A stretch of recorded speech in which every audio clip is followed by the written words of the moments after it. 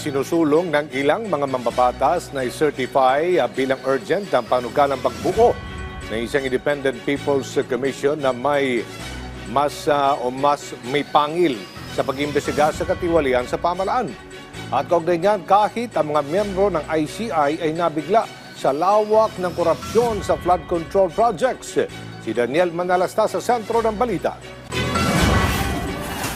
Sa pagtalakay ng Senado sa Senate Bill 1215 o ang panukalang Infrastructure Anomalies Investigation Act of 2025 na layong bumuo ng isang Independent People's Commission na mag-iimbestiga sa anomalya sa infrastructure projects ng gobyerno, ang tingin ni Senador Kiko Pangilinan, dapat i-certify as urgent ang panukala. Dahil sa pamamahala, ang ibig sabihin ng pagiging bukas o transparent ay gumagana ang katarungan, merong functional justice.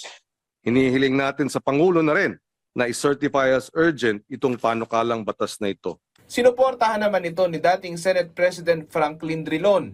Why do I consider this measure as urgent? Mr. Chairman, I think it cannot be denied that our people today are angry. They are angry because of what they see to be the massive corruption in government. Humarap ang mga miyembro ng Independent Commission for Infrastructure o ICI sa pagdinig at maging sila na bibigla raw sa mga lumalabas na datos sa ginagawan lang investigasyon sa anomalya sa flood control. Our creation needs more powers, more refinement. Again, I will just echo what you have said earlier, that this thing is outrageous and makes me cry that how can these people get away with 500 billion pesos? It's our inspiration to work hard. After being in DPWH for 6 years, full 6 years, I could not believe what I was hearing in terms of the magnitude of the corruption. And I tried to analyze where did the system fail. It looked like it was all over. This is what we've learned so far. Inanunsyo rin ni retired Justice Reyes na ila-livestream na sa susunod na linggo ang kanilang investigasyon. Yun nga lang, aminado rin ang dating maestrado na talagang may mga pangangailangan din ng ICI na dapat mapunan.